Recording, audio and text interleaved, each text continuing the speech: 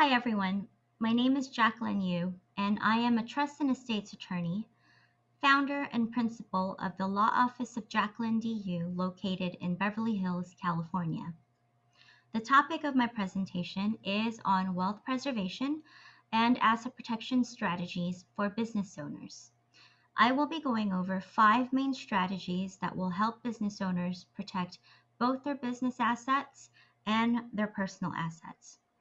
But before we go into these five strategies, let's discuss what the definition is for asset protection.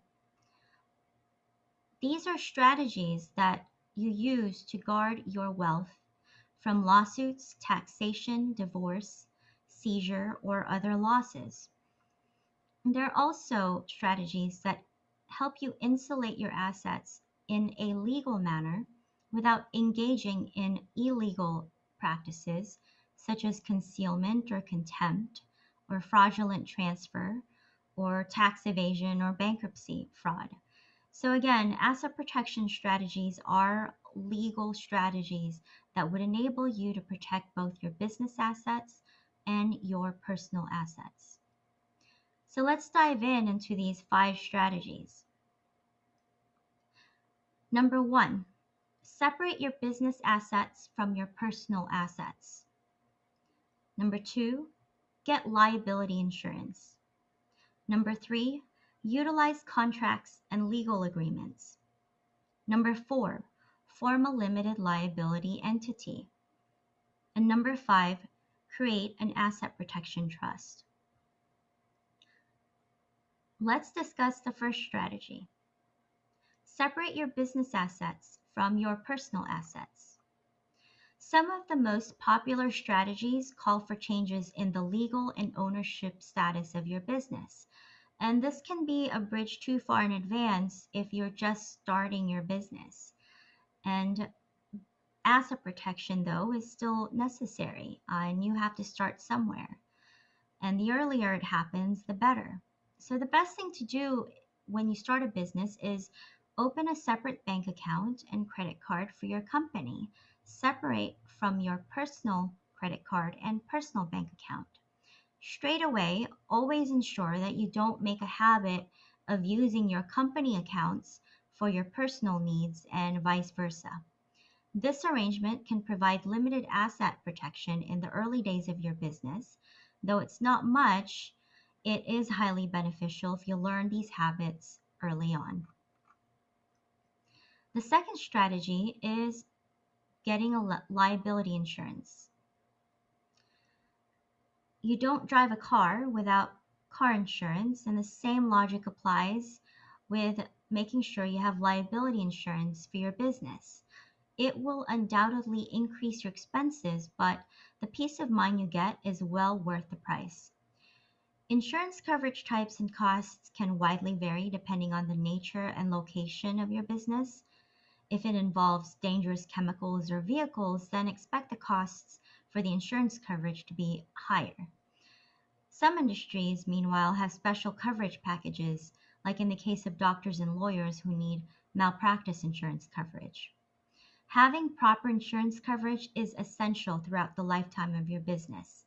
In the early stages where it's big or successful enough to be converted into a limited liability entity structure, insurance will help significantly boost the level of protection for your personal assets against claims and lawsuits. Once your business starts to flourish, you can start looking at other advanced options like umbrella insurance coverage. Carrying adequate insurance is also key to protecting assets of the business and the personal assets of the business owner. Without sufficient insurance to satisfy liabilities, a creditor will be tempted to explore strategies for accessing a business owner's personal assets. Additionally, a business that is poorly capitalized or a business's failure to carry adequate insurance may bolster a creditor's argument for piercing the corporate veil.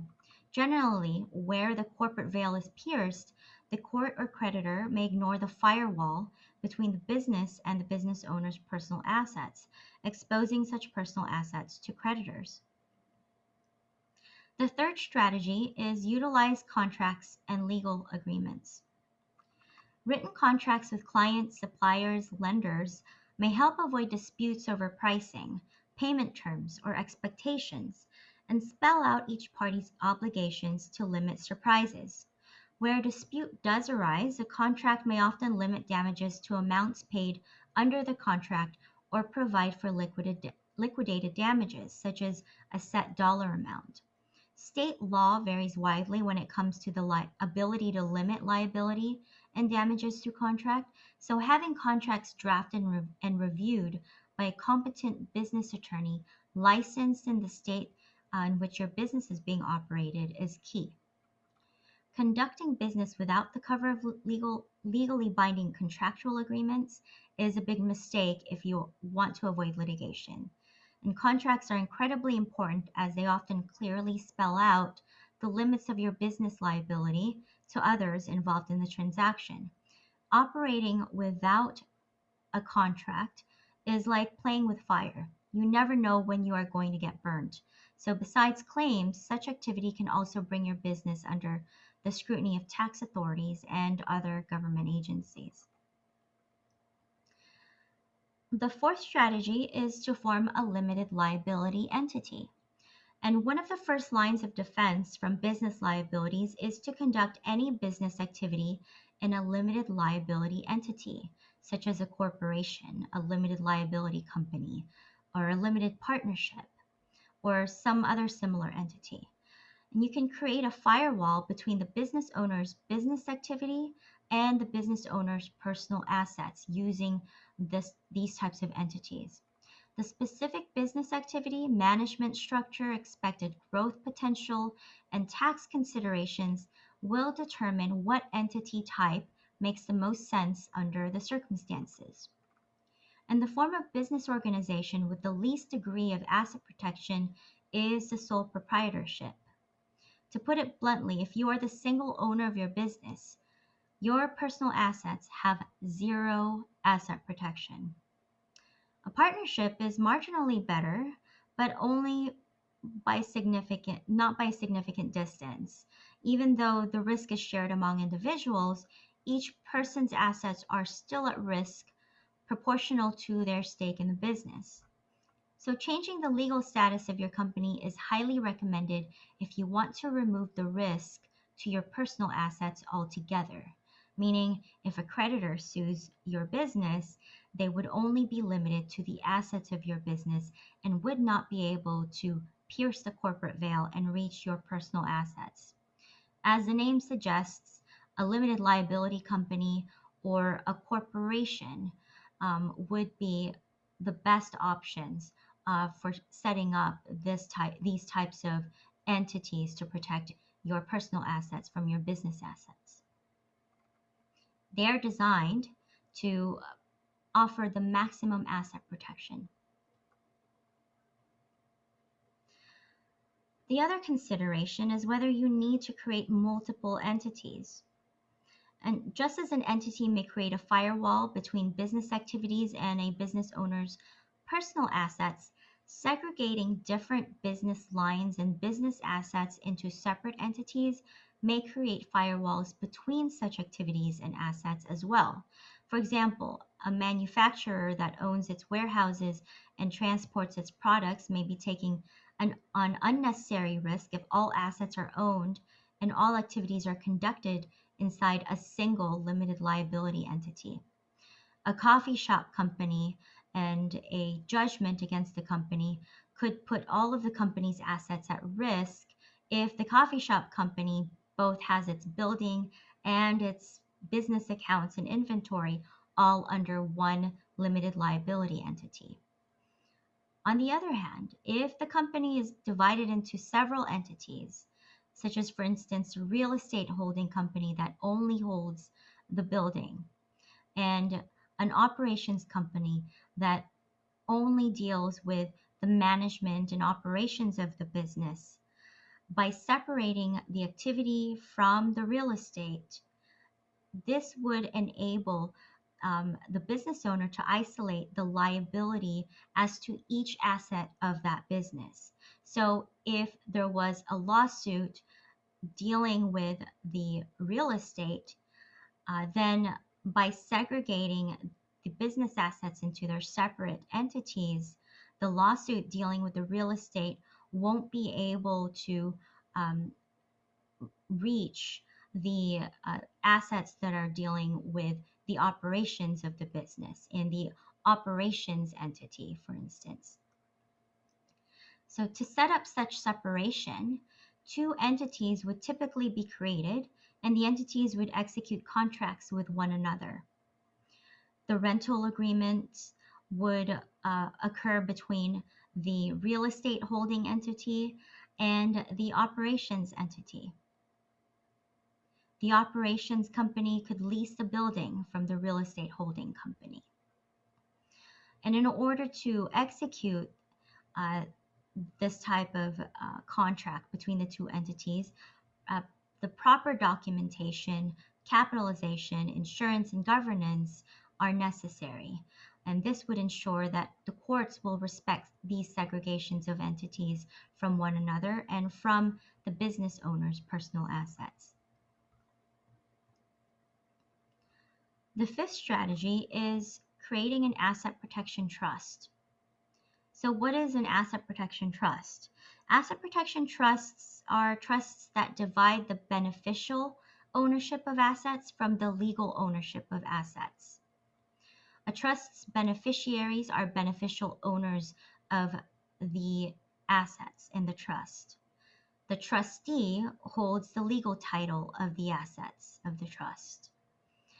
The trust document directs the trustee's actions, and as a result, the trusts enable you, who is often called the settlor or grantor of the trust, to insulate the assets that are held in the trust from the claims of your creditors.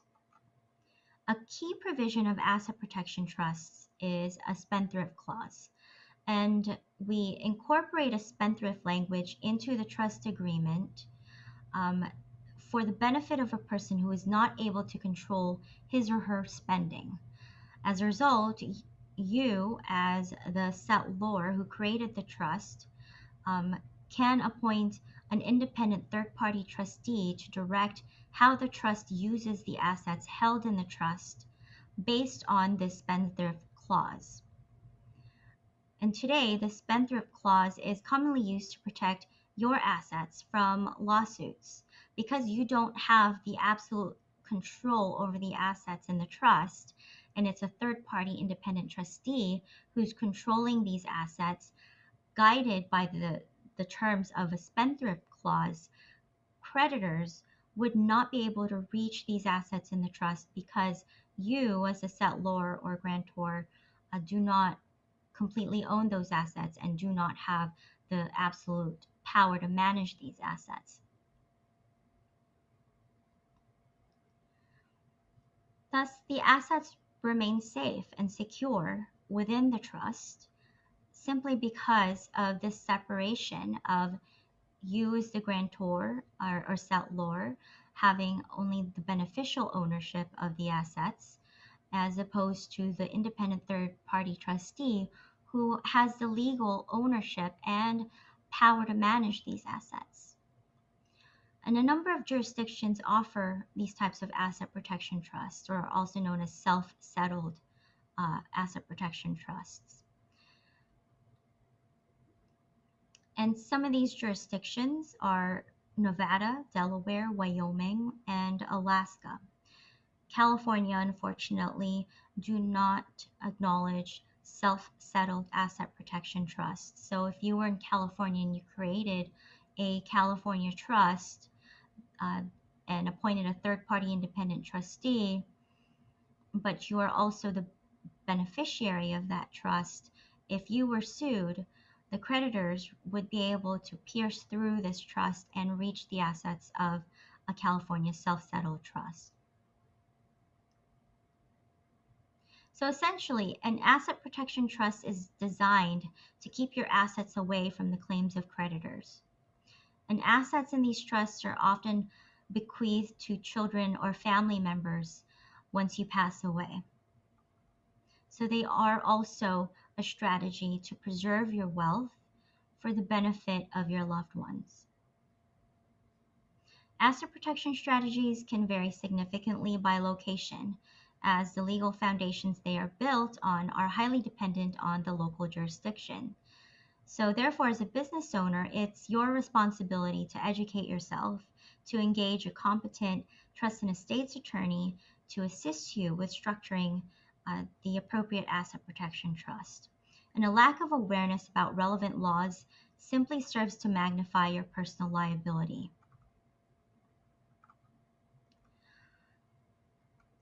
I'd also like to go over some personal asset protection strategies in addition to the five strategies I mentioned.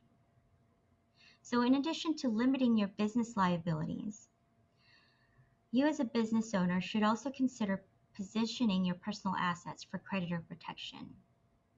And there are various state and federal laws that protect certain types of personal assets from creditors.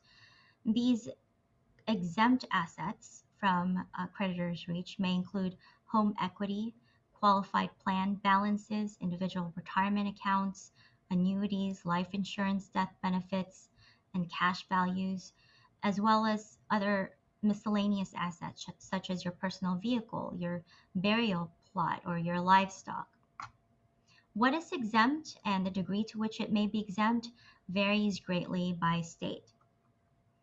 So, having a part time gig or a hobby blossom into a great business opportunity can be extremely exciting. And when this happens, it makes sense to take steps to minimize your risk both for yourself as a business owner as well as for your business. And the right professionals, such as your attorney, financial advisor, and accountants, can help you spot these opportunities to ensure that the business and your balance sheet continue to grow.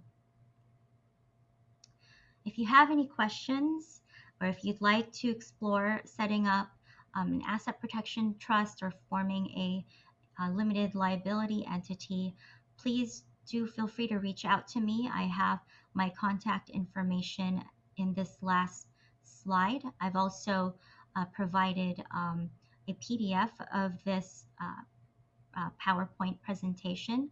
So again, if you have any questions, I'm here to help, and I look forward to hearing from you. And I hope you found this presentation to be helpful. Thank you so much.